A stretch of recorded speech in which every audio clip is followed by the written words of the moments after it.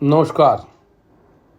आज बातचीत शुरू करते हैं वेदों के ऊपर।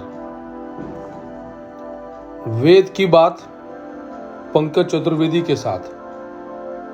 और आज सबसे पहले बातचीत करेंगे कि वेद का मूल भाव क्या है, वेद भगवान का मूल निर्देश क्या है, और आज के समय में वेदों की, वेद पाठन की, वेदों के ज्ञान को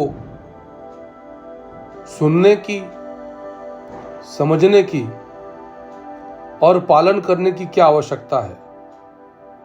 वेद भगवान का निर्देश सुनेंगे तो सुनकर आप आश्चर्यचकित रह जाएंगे। क्या कहते हैं वेद भगवान? अज्येष्ठो सा अकनिष्ठो सा एते सा भ्रातरा वा वृद्धु सौभाग्या। हे मनुष्यों, तुम में से कोई छोटा और बड़ा नहीं है, तुम सब भाई भाई हो, सौभाग्य के लिए मिलकर आगे बढ़ो। ये सनातन प्राचीन भारतीय संस्कृति के सबसे मूल ग्रंथ वेद कह रहे हैं। वेद भगवान का निर्देश है कि मनुष्यों में कोई छोटा बड़ा नहीं है, कोई भेद नहीं है, सब भाई भाई हैं, सबको मिलकर आगे बढ़ना है। जहां वेद नहीं है वहां वेदना है, पीड़ा है, कष्ट है, तकलीफ है। और जीवन को ऊंचा उठाने में यदि कोई सर्वोत्तम विचार हैं तो सनातनी भारतीय वेदों के विचार हैं। वेदों के अध्ययन से अंतर मन का ऐसा विवेक जागृत होता है कि जीवन का आनंद आ जाता है।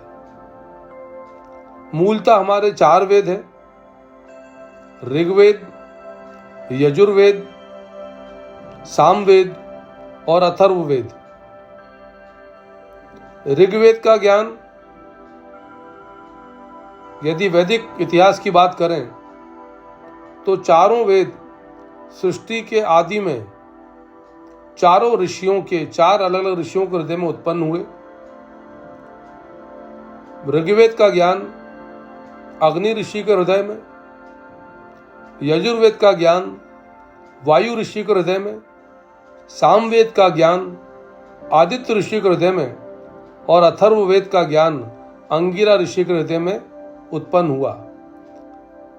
इन्हीं चारों ऋषियों के हृदय में चारों वेदों का ज्ञान क्यों प्रकट हुआ, ये प्रश्न हो सकता है। इसलिए इन चारों ऋषियों के हृदय में ज्ञान प्रकट हुआ कि कल्पादि काल में सर्वाधिक पवित्र जीव और उसके अधिकारी यही चारों ऋषियों थे।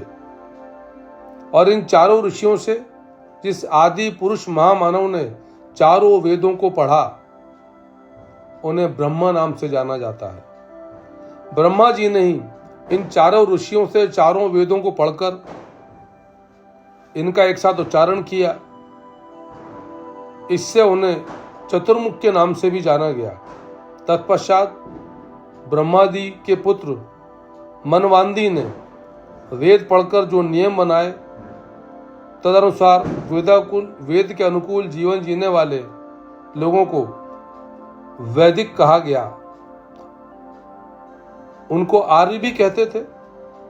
जो वेद विरुद्ध आचरण करते थे उन्हें अनार्य कहा गया, उन्हें दास्यु के नाम से भी जाना गया। ये वेद का मूल उत्पत्ति का सार है। वेदों को श्रुति भी कहा जाता है क्योंकि पुराने जमाने में लिपि थी, लेखनी नहीं थी, यानी भाषा थी। और जैसा हम सब जानते हैं कि ये ऋषियों के हृदय में उत्पन्न हुए सृष्टि के माध्यम से, और फिर ब्रह्मा जी और ब्रह्मा जी के पुत्र के माध्यम से श्रुति के रूप में आदिकाल से अनंत तक चलते चले आए। बाद में इनको लिपिबद्ध किया गया पुस्तक के रूप में, जिसमें महर्षि वेदव्यास की बड़ी महत्वपूर्ण भूमिका है। ऋग्वेद की यदि बात करें तो मंत्र संख्या के आधार पर ऋग्वेद में 10,552 मंत्र हैं और इन मंत्रों में सारी दुनिया का सार है। वेद में सभी विद्याएं बीज के रूप में विद्यमान है, ऐसा कहा जाता है। यानी किसी भी प्रकार की विद्या दुनिया में जो आज है, पहले थी और आगे रहेगी, उसका मूल जो है, उसका बीज वेद में है, सनातन भारतीय वेदों में है। और उन्हीं वेदों के माध्यम से दुनिया भर की विद्याओं का अंकुरण हुआ। आज उनका आकार, प्रकार, स्वरूप, पद्धति, प्रक्रिया सब कुछ भिन्न हो सकता है, पर उनका यदि कहीं मूल स्रोत है तो वो भारतीय वेद हैं। और हम सब सौभाग्यशाली हैं, जो भी भारतीय हैं, कि हम उस सनातन परंपरा के वाहक हैं, वेदों के उत्तराधिकारी हैं, अधिकारी हैं। जिन वेदों के मूल में दुनिया की समस्त विद्याओं का बीज है, जिन वेदों से दुनिया भर के ज्ञान विज्ञान का अंकुरण हुआ है, जिन भारतीय वेदों के आधार पर दुनिया भर की प्रक्रियाएं, पद्धति, दिशा, निर्देश, ज्ञान विज्ञान, प्रगति, अंतरिक्ष, भूगोल, खगोल सब कुछ वेदों में है। इसीलिए छोटा सा प्रयास है कि वेदों की बात पंकज चतुर्वेदी के साथ एक नई श्रृंखला प्रारंभ करते हैं, क्योंकि हम सब भारतीय वेदों के अधिकारी हैं। क्या कहा है वेद भगवान ने? हम सब भाई भाई हैं, किसी में कोई अंतर नहीं है। तो सब वेद पाठ के अधिकारी हैं।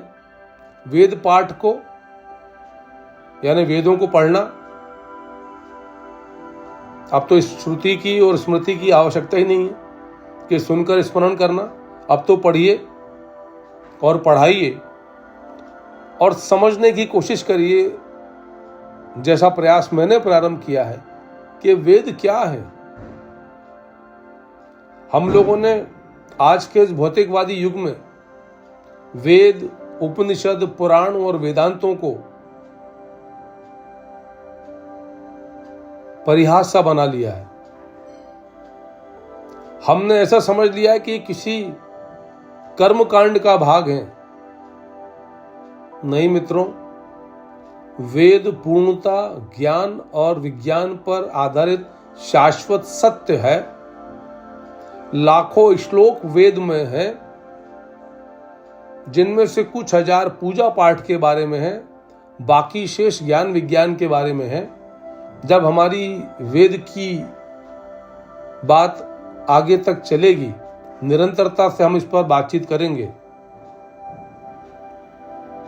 तब ये और स्पष्ट होगा कि वेदों में कितनी शक्ति है। जीवन को ऊंचा उठाने में यदि किसी के विचार सर्वोत्तम है तो वो सनातन भारतीय वेदों के हैं। जय वेद भगवान। मिलते हैं अगले अंक में।